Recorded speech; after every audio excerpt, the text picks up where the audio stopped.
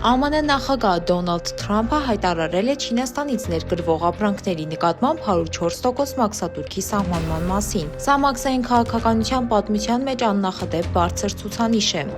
Ռուսաստանում դատարանը տուգանել է Telegram-ին 75,000 ԱՄՆ դոլարով։ Տուգանքի պատճառը եղել է այն, որ Telegram-ը չի կատարել կառավարության պահանջը եւ չի ջնջել մի շարք ալիքներ։ Հումորային հոլովակներ նկարահանող Pranker White Plus TV-ն այժմ գտնվում է կալանքի տակ։ Նա մեղադրվում է Մանիլայի մետրոյում քաղաքացիներին հրապարակային անհանգստություն պատճառելու եւ սեռական ոտնձգություններ իրականացնելու մեջ։ Սոցցանցերում լայն տարածում է գտել թայլանդական մոխրոտի պատմությունը։ Աղքատ աղջիկը դարձել է ֆոտոմոդել ռուս լուսանկարչի շնորհիվ։ Ռուսաստանում ցանկանում են գործարկել պետական բազա, որտեղ գրանցված կլինեն բոլոր ամուսնացած տղամարդիկ։ Այդ համակարգի միջոցով կանայք կկարողանան ստուգել, արդյոք իրենց հետ նոր ծանոթացած տղամարդը ամուսնացած է, թե ոչ։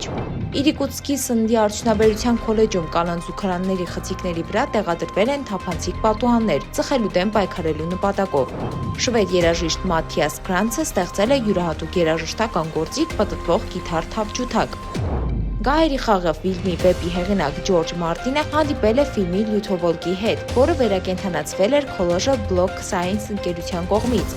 Բրիտանիայի հարավային Յորքշիրի ոստիկանությունը հայտարարել էր վտանգավոր շան հետախուզման մասին։ Ամերիկյան բուրի ցեղատեսակի այս շունը ոստիկանների հետ բախման ընթացքում վնասել եւ վիրավորել էր նրանց իր սուր ատամներով։ 2024 թվականին ամբողջ աշխարհում զգալիորեն ավելացել է մահապատիժների թիվը, ըստ Amnesty International-ի վերջին հաշվետվության։